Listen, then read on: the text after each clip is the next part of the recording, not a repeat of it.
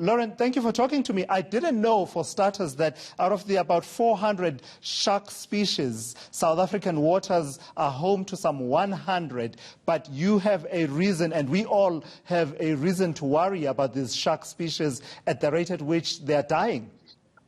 Sure. So what lots of people don't know is that we actually have 204 different sharks and ray species in South Africa's waters. And of that 204, 69 are endemic to us, which actually means they're unique to South Africa. So, I mean, I personally feel like that's something we should all be very proud of and celebrate.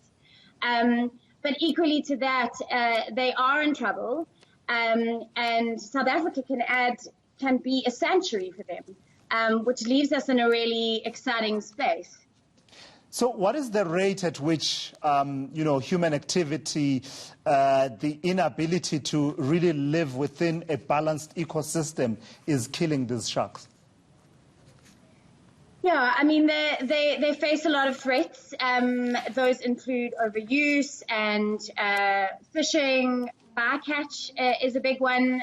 So basically, where sharks and rays are not necessarily the targeted species of some fisheries, but they get caught up in the nets and in the gear, and it's a challenge. It leaves them particularly vulnerable because they're quite a slow-growing species, and they reproduce far fewer young than most fish. So it kind of leaves their population in a really sticky space, which is why they need to be protected. And we estimate that around 100 million sharks and rays are being killed annually. That's a mind-blowing figure, 100 million sharks killed around the world annually. I saw a headline recently about the work that you are doing. It says, forget Jaws fears, it's sharks that are under attack. Tell me about the work then that you are doing to try and stem this tide of the killing of sharks and ray species.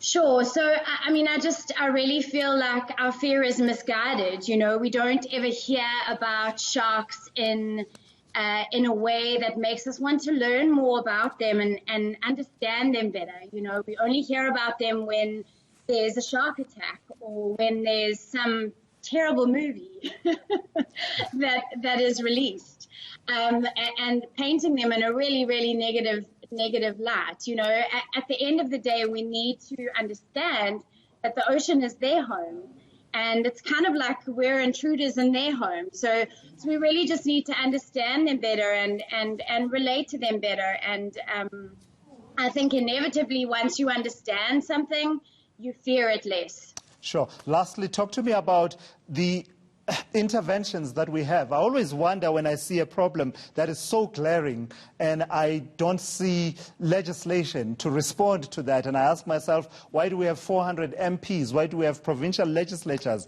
I wonder to what extent is our legislative framework adequate to respond to the threats to our shark and ray species, but also the enforcement of the laws that we already have. Sure, absolutely. So that's one of those kind of exciting objectives that we have as part of this project. So there's a couple of aims. So basically to expand our data and our knowledge around the species, because then we can manage them better and their populations better. But equally, we're looking at working very closely with government. So government are a partner on this project, and we're going to work with them to ensure that enforcement can be done in an effective way.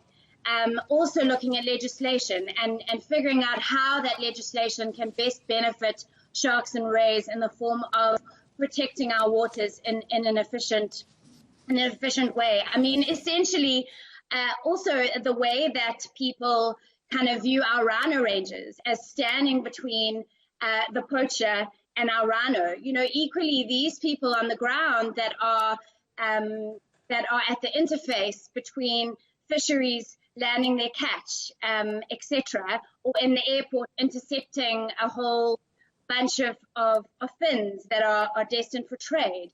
You know, these people are kind of, they can really, really help us do something to save the species across the board. So we're really hoping that we can work closely with everybody that's with our decision makers, with government, with with people that are guiding legislation to figure out how best we position everybody to be able to work together and collaborate on trying to save our amazing shark and ray species.